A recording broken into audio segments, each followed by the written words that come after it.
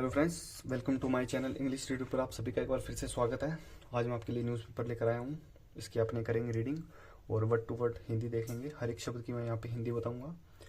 जो भी बच्चे कोई कॉम्पिटिटिव एग्जाम की तैयारी कर रहे हैं, चाहे वो कोई सा भी हो जिसमें इंग्लिश आती हो, और आपके टीचर भी आपको कहते होंगे कि रीडिंग हमेशा ज़रूरी है, रीडिंग के बिना आप सेंटेंस नहीं कर पाओगे, कॉम्प्रीहेंशन वगैरह नहीं कर पाओगे, तो आप एकदम सही वीडियो पे आए हो। मैंने इसीलिए यूट्यूब चैनल बनाया है ताकि मैं आपको रीडिंग में अच्छी इंप्रूव दिला सकूँ। ठीक है, मेरे साथ 30 दिनों के लिए रीडिंग कीजिए नॉन स्टॉप। वीडियो को लाइक कीजिए अगर वीडियो पसंद आती है, और मेरी कोई भी चीज़ अगर आपको डाउट लगता है उसमें, तो आप कमेंट सेक्शन आपके लिए हमेशा खुला है, आप कमेंट कीजिए। चलो देखते हैं। Waiting for the day Dalits take leadership positions in India.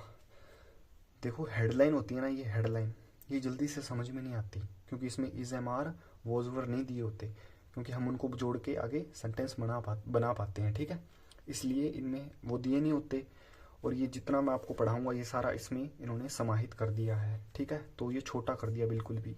इसके हर एक शब्द का अलग अलग मीनिंग बनेगा। जैसे देखिए, वेटिंग यानी प्रतीक्षा कर रहे थे, ऐसे होगा। ठीक है, ये for Pratiksha, for the day यानी उस दिन के लिए प्रतीक्षा कर रहे हैं।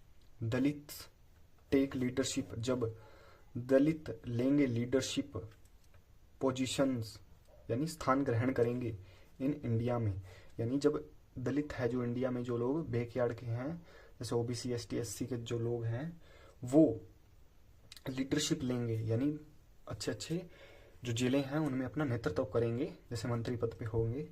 तो वो कह रहे हैं कि वो दिन, मैं उस दिन की प्रतीक्षा कर रहा हूँ कि कब ऐसा होगा। ये देखो आगे कोमा लगा के बताया, ये कौन कह रहा है? सेज राहुल गांधी इन पटना में। इन होता है प्रीपोजिशन, और पटना है एक स्टेट, तो प्रीपोजिशन के बाद आता है उसका ऑब्जेक्ट। ऑब्जेक्ट होते हैं नाउन या प्रोनाउन। ठीक है, हेडलाइन में आप इतना ज़्यादा जोर मत दीजिए, क्योंकि इसमें इज एम आर वगैरह नहीं दिए होते, तो आप जोड़ नहीं पाओगे। हाँ, मैंने मोटा मोटा बता दिया ये है, बाकी ये जो जितनी भी चीज़ है ये सारी अपने नीचे आ जाएगी। ठीक है, ahead of assembly elections plural है, एस लगा है, यानी चुनावों। Scheduled in Bihar later this year.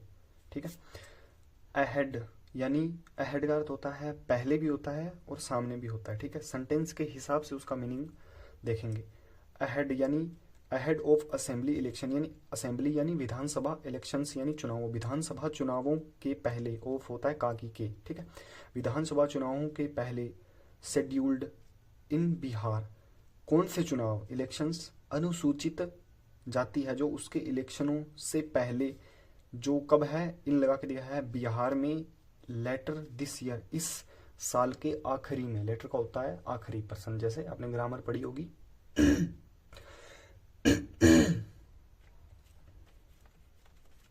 ठीक है, कोमा लगा के दिखाया है कि अब Congress leader Rahul Gandhi on Wednesday, यानी कांग्रेस लीडर है जो राहुल गांधी, वो बुधवार को मेड एन अटेम्प्ट यानी लेंगे, अटेम्प्ट यानी भाग लेंगे, टू रीच पहुंचेंगे और भाग लेंगे किसमें? आउट ऑफ दलित वोटर्स, जो आउट ऑफ दलित वोटर है, जो पिछड़े वर्ग अनुसूचित जाति के जो वोटर्स है यानी मतदाता हैं, बाय टेकिंग। ठीक है, बाय टेकिंग लेंगे पार्ट, भाग लेंगे, इन द 130 टीएस यानी 130 बर्थ एनिवर्सरी, किसकी? ऑफ लगाई दिखाया, किसकी? Freedom fighter and scheduled caste, जो स्वतंत्रता सेनानी हैं, और शेड्यूल्ड कास्ट यानी वो एससी में आते हैं। ठीक है, एससी का लीडर जगलाल चौधरी, कोमा लगा के दिखाया है।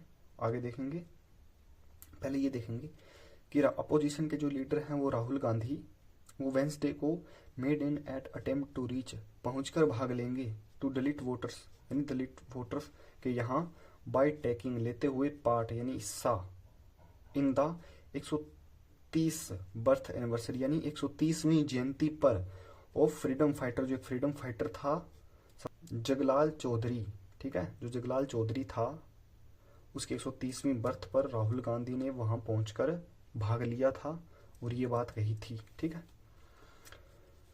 अब ये जगलाल चौधरी के आगे कोमा लगा हुआ है, ये रिलेटिव प्रोनाउन होता है। आगे देखेंगे, वो हेल्ड जिन्होंने आयोजित की थी फ्रॉम द पासी कम्युनिटी, यानी पासी कम्युनिटी के द्वारा वो ये जो शेड्यूल्ड कास्ट का ये जो है मतलब ये अभियोजन जैसे ये इनके द्वारा जारी किया गया था, जहां राहुल गांधी पहुंचे थे बुधवार को। ठीक है, हर एक लाइन को यहाँ पे जोड़ते चलेंगे ताकि आपको ज़्यादा से ज़्यादा समझ में आए।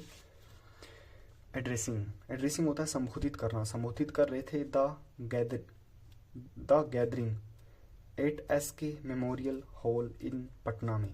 एड्रेसिंग यानी संबोधन कर रहे थे, वो लोगों को संबोधित कर रहे थे। द गैदरिंग यानी इकट्ठे होकर, कहाँ, एट होता है कोई चीज़ जहाँ पे वो कोई चीज़ है। ठीक है, वहाँ पर वो Rahul Gandhi SK memorial hall है इन पटना में, कोमा लग गई। ठीक है, यहाँ पे क्या है कि संबोधन कर रहे थे लोगों को। एड्रेसिंग यानी संबोधन कर रहे थे लोगों का राहुल गांधी, यानी बातचीत कर रहे थे।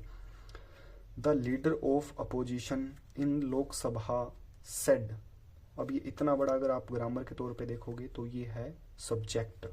ठीक है, इसमें बताया है कि वो विपक्ष पार्टी का नेता लोकसभा में उसने कहा। अब सीधा सीधा इसने राहुल गांधी नहीं लिया, इसने पूरा बताया है कि क्या है वो, फिर आगे बताया है।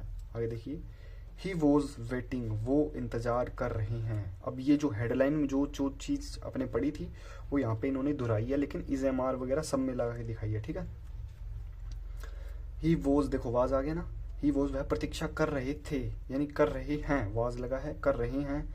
फॉर द डे, उस दिन का, व्हेन जब Dalit and weaker section would be seen in leadership positions in every institution of the country.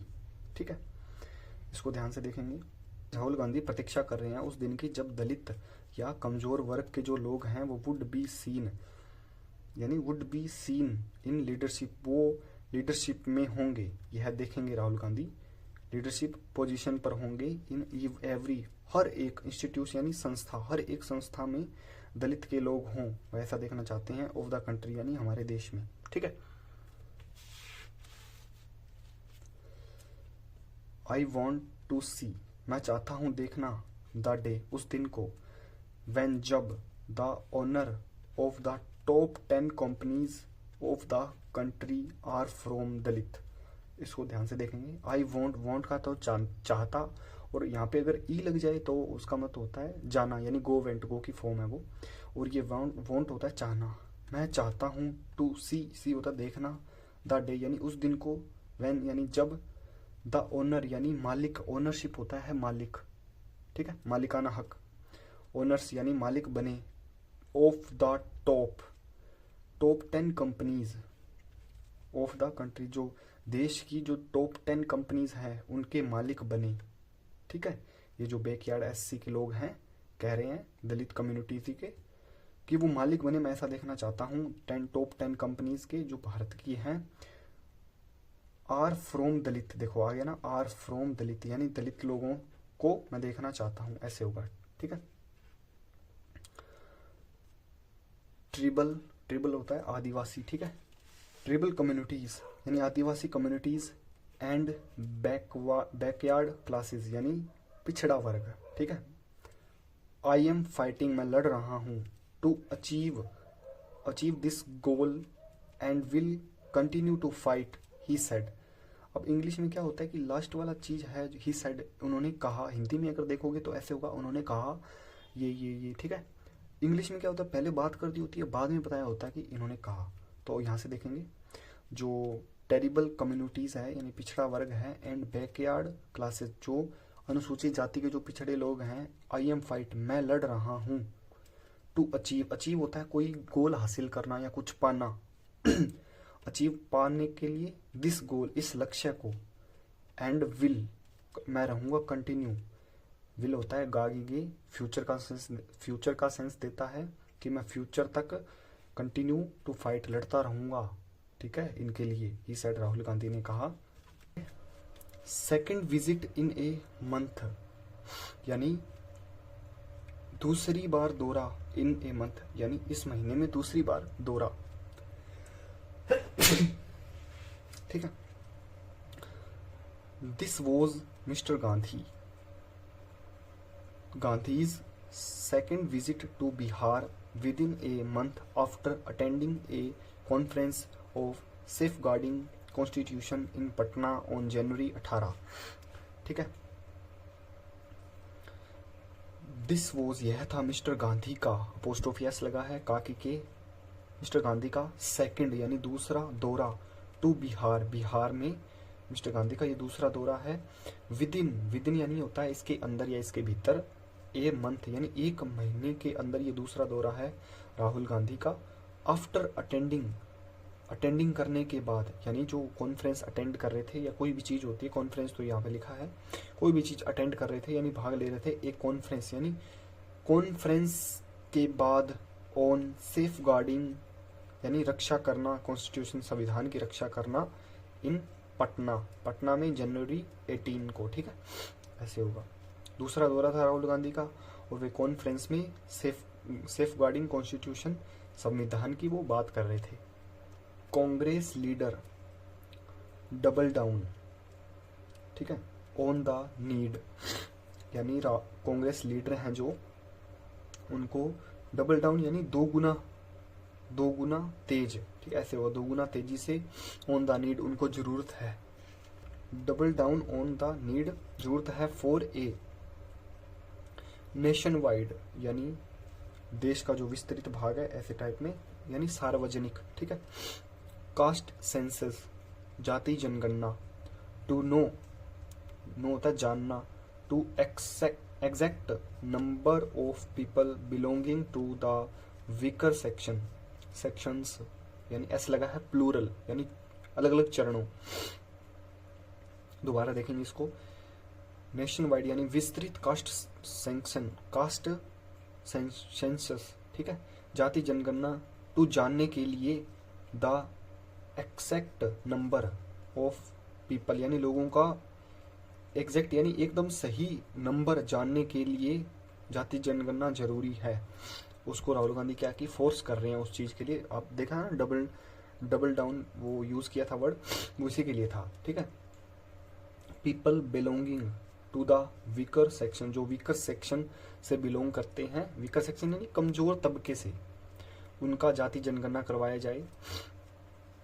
एक कास्ट सेंसस जाति जनगणना विल टेल, विल होता है बताएगी, टेल होता है बताना, विल होता है गागेगी यानी बताएगी हमें, अस होता है हमें, प्रोनाउन याद कीजिए आप अगर आपको याद नहीं है, हमें, how many Dalit, OBC, tribals, minorities and poor general category people, इतना ही देखेंगे। टेल विल वी टेल हमें बताएगी, हाउ मैनी कितने हैं, दलित यानी पिछड़े क्लासेस के लोग हैं, ओबीसी अनुसूचित जाति, टेरिबल्स होता है आदिवासी जो लोग हैं वो, माइनॉरिटीज यानी अल्पसंख्यक, एंड पुअर जनरेशन जो गरीब जनरेशन, यानी जनरेशन आप समझ गए होंगे, गरीब जनरेशन जो गरीब तबके के, कैटेगरी यानी जिनको कैटेगरी में बांटते हैं वो कैटेगरी, पीपल लोगों की, आर देयर हैं इन द कंट्री में।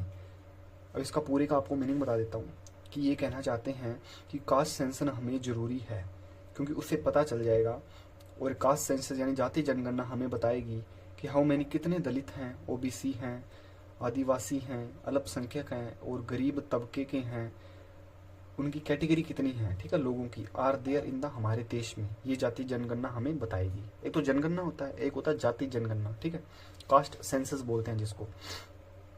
देन फिर कोमा लगा है, इसके आगे देखिए, वी विल हम फाइंड आउट यानी हम फिर ढूंढेंगे, हम ढूंढेंगे, हाउ